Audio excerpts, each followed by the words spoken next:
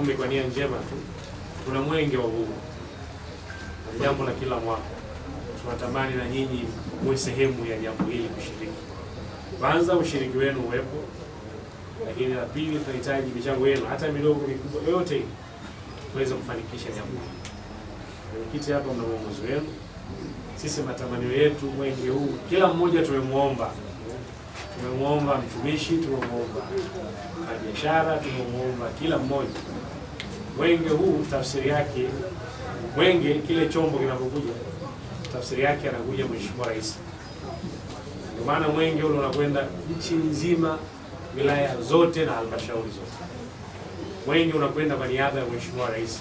Kama alitakiwa Mheshimiwa Rais ndo akafanya ile kazi, ndio mwenge unakuja kukagua miradi ya maendeleo. Sisi mwaka huu tuna miradi yetu. Kwa wale ambao mnapita hospitali ya wilaya, kuna majengo matatu makubwa tunajenga, tunakwenda kuzindua. Yale majengo yatatusaidia sisi watu wote. Tunakwenda pale kuzindua theater kubwa kabisa sasa. Mama zetu na watu wengine watafanya operation, watapata huduma pale. Tunakuwa na theater ambayo inatoa huduma ya chumba kimoja, kitanda kimoja. Tunakuwa na theater kubwa pale, itakuwa na vyumba 4 juu.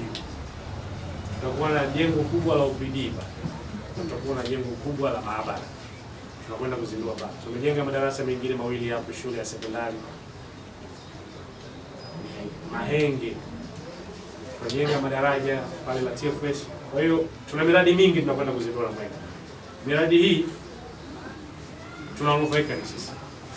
Mwenge utaondoka, miradi itabaki, itatoa huduma. Mimi ni waombeni kwenye biashara wa madogo mjini. Kwenye hili la mwenge tushike mkono. Tusapoti kila mmoja, mwenye elfu 50, mwenye laki, mwenye elfu 20 na kadhalika. Lakini tunatamani tupate mchango kutoka kwenu, iwe sehemu na nyinyi kuchangia ili wote tushiriki.